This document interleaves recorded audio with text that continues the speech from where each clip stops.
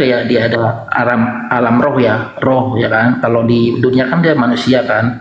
Nah itu di alam roh itu kalau kita mati nih ya kan, nanti kita tuh udah diangkat bang, seperti itu, diangkat ke surga. Tapi dihakimin dulu, adanya penghakiman seperti itu. Nggak tahu benar, nggak tahu enggak tuh makanya. Terangin tuh Bang Jawa tuh, dari apa? Terangin dikit. Iya, jadi kalau orang mati itu ya, orang mati mereka semuanya ada di alam barzah, belum ke surga, belum ke neraka. Tapi Allah sudah memperlihatkan tempat mereka. Ibaratkan mereka sudah nonton, di sana nah tempatku nanti, di sana nah tempat kembaliku nanti. Jadi orang yang mati dalam keadaan ketaatan kepada Allah, maka dia melihat kemudian keadaan surga itu seperti menonton sesuatu yang sudah nyata gitu loh. Sehingga saking bahagianya, saking gembiranya, kalau kiamat terjadi nanti 1 miliar tahun, pada saat kebangkitan dari kematian dia merasa hanya semalam di alam kubur. Kenapa? Saking senangnya melihat tempat kembalinya, karena dia sudah diperlihatkan surga. Itulah yang disebut kenikmatan dalam alam barzah. Tapi kalau kemudian orang ini mati dalam kekafiran, dalam kubur mereka melihat neraka, melihat dirinya tersiksa di sana, maka itulah yang disebut dengan siksaan kubur. Melihat dirinya dalam kehidupan nyata di neraka, tempat kembalinya dia sudah dilihat. Akhirnya apa? Mereka minta kembali ke dunia. Ya Rabb, kembalikan aku ke bumi, aku ingin sujud menyembahmu. Tapi apa kata Allah? Bukankah ketika kamu hidup sudah dipertemukan dengan kebenaran, kamu sudah sampai Islam kepadamu, udah diajarkan yang kamu sembah itu hanya Rasul. Apa sih susahnya kamu mendudukkan dia Rasul? Toh ajarannya ketika datang 3 tahun di Bani Israel mengajarkan dirinya Rasul, dia tidak pernah mengajarkan dirinya Tuhan. Kenapa Anda tidak ikuti aja arahannya? Aku Rasul, sebagaimana umat Islam merasulkan beliau. Ya Bani Israel, ini Rasulullahi ilaikum, sesungguhnya aku ini adalah Rasul untuk kalian. Yohanes 17 nomor 8, Yohanes 11 nomor 42, supaya mereka percaya bahwa aku ini adalah Rasul.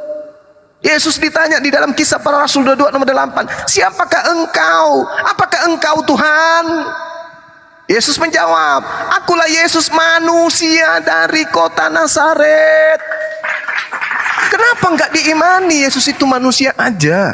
Kisah Para Rasul 2 nomor 22, hai orang-orang Israel, inilah orang yang kumaksudkan adalah Yesus, yang ditentukan oleh Tuhan sebagai perantara untuk Tuhan melakukan mujizat, tanda-tanda, mujizat dan kekuatan-kekuatan yang dilakukan oleh Allah melalui perantaraan Yesus.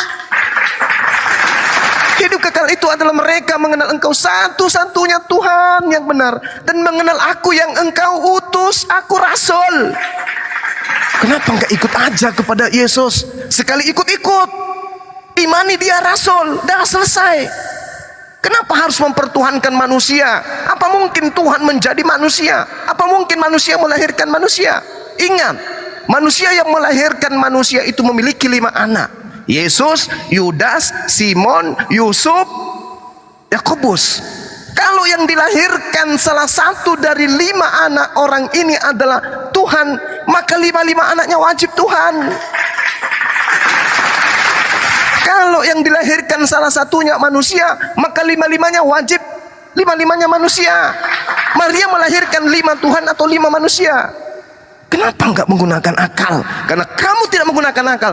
Disinilah tempatmu. Lihat tuh, tempatmu akan kembali. Kalau begitu Tuhan, kembalikan aja aku menjadi batu. Batu pun jijik dipersamakan dengan kau. Terimalah siksaanmu sampai kiamat datang. Itu yang terjadi terhadap Ibu Uti.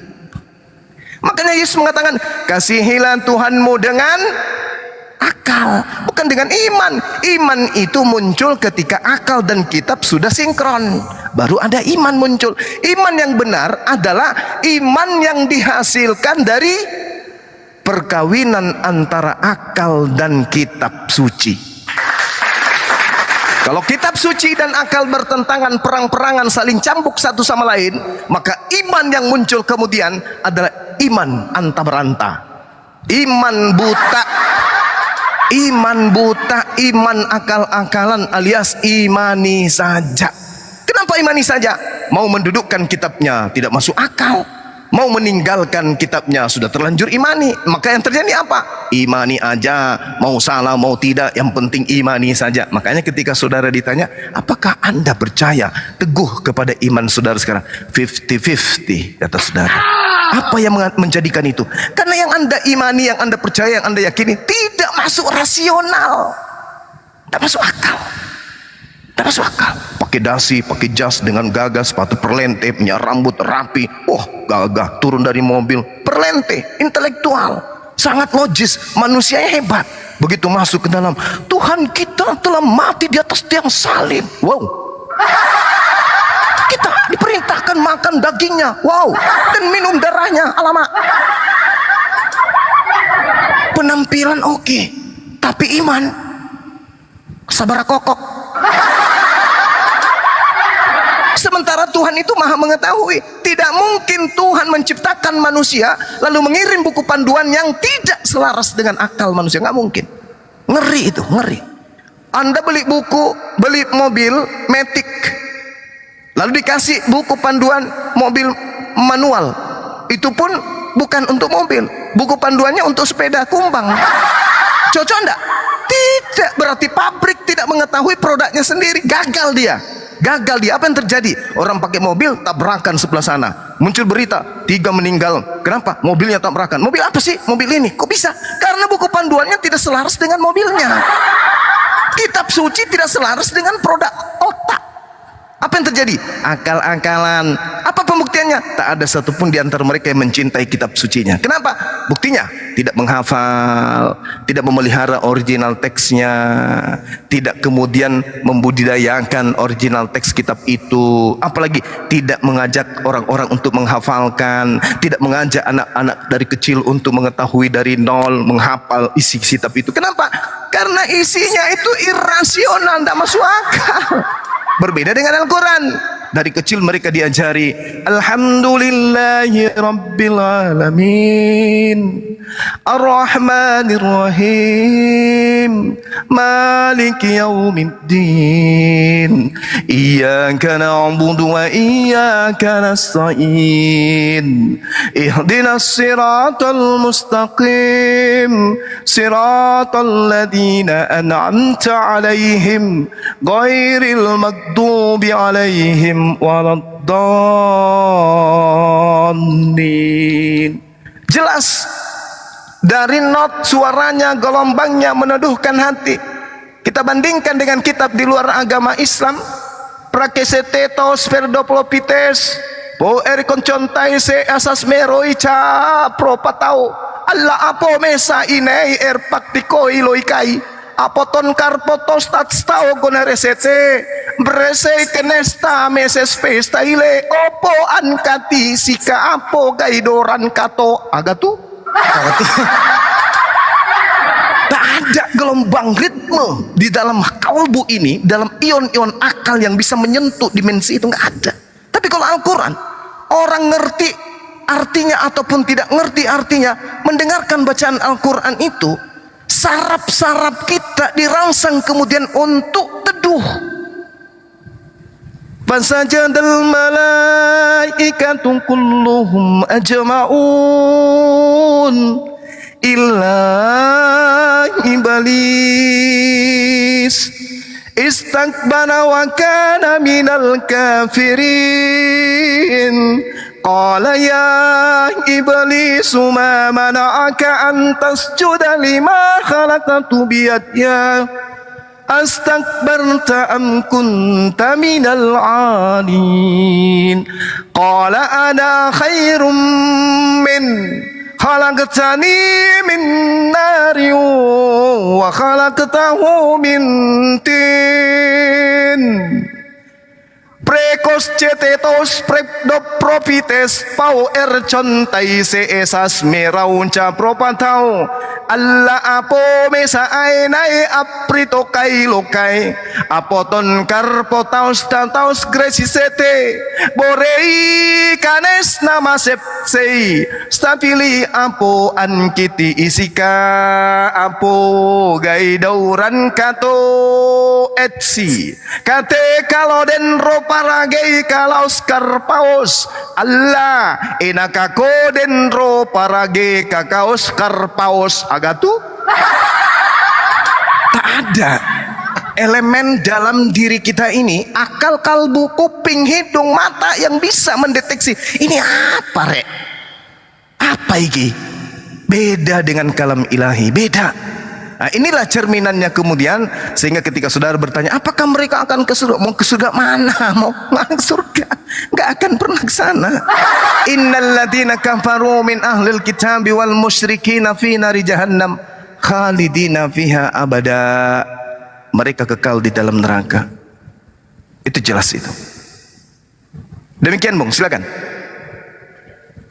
Ya, berarti saya garis bawain, berarti saya ngerti, berarti poinnya ini yang tujuannya berarti kalau untuk Islam itu harus punya akal dan Quran patokannya itu. Benar ya Bang ya?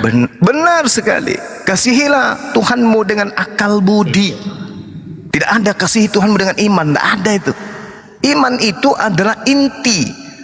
Artinya gini, ketika akal bekerja menelusuri kemudian item-item kisi-kisi yang ada di dalam sebuah kitab suci dan kita kemudian percaya itu, maka itulah iman.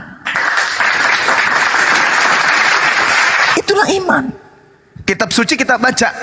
Contoh yang saya katakan tadi, yang saya bacakan misalnya, bagaimana kemudian Allah menguraikan firman-Nya terhadap iblis ketika iblis itu bertanya, ketika iblis itu kemudian dikatakan para malaikat sujud kepada Nabi Adam. Fasajadal malaikatu kulluhum ajma'un, dan para malaikat itu bersujud semuanya illa iblis, kecuali iblis. Istakbara wa kana minal kafirin. Iblis ini menyombongkan diri dan dia termasuk dari golongan kafir. Qala ya iblisu, wahai iblis. Allah berfirman, wahai iblis, apakah yang menghalangi kamu sujud dan menghormat kepada Adam, yang mana Adam aku ciptakan dengan kekuasaanku sendiri? Ma mana aka antas juda lima khalaqtu biyadah. Kenapa kamu tidak mau sujud menghormat kepada Adam? Apa kata iblisnya? Astakbarta am kunta minal alin. Apakah kamu itu menyombongkan dirimu wahai iblis? Apakah kamu merasa dirimu lebih tinggi? Qala ana khairum minhu. Iblis berkata, aku lebih baik dari Adam. Kamu menciptakan aku dari api, sedangkan Adam kau ciptakan dari tanah. Saya minar dan dia minten dari tanah.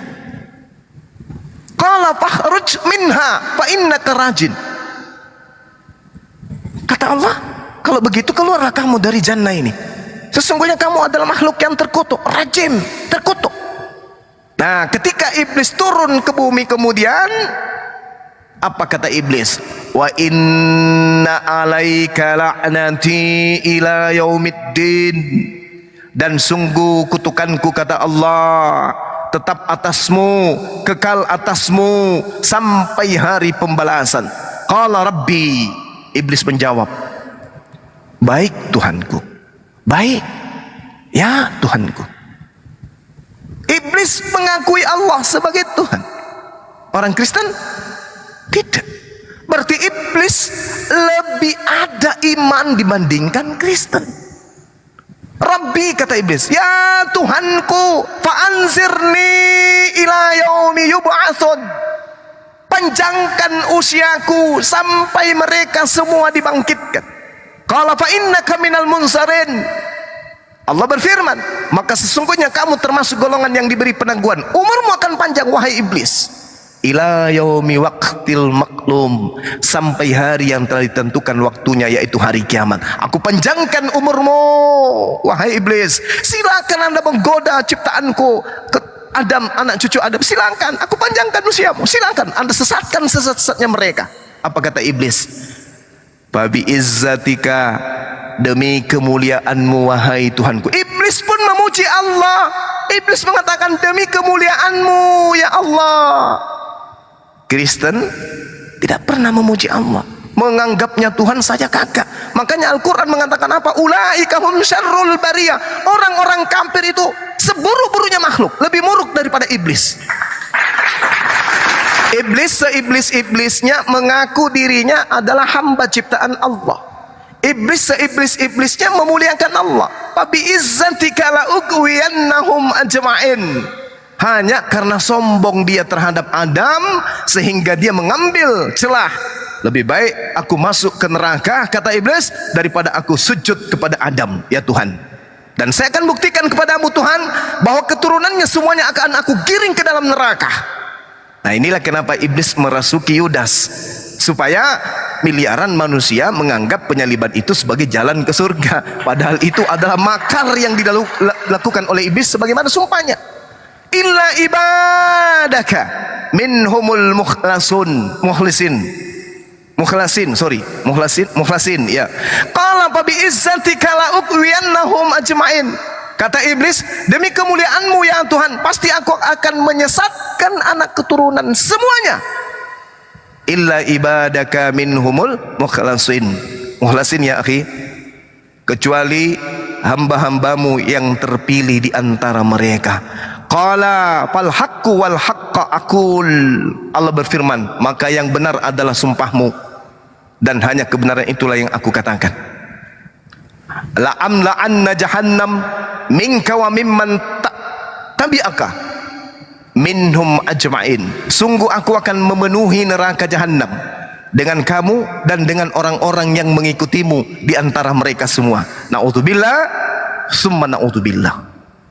Nah, inilah saudara-saudara ya, bahwa ketika ada orang bermimpi masuk surga, ibadahnya hanya sekali seminggu, yang disembah pun cuma ciptaan, itu pun cara ibadahnya tidak diperintahkan oleh para nabi, itu hanyalah mimpi di siang hari.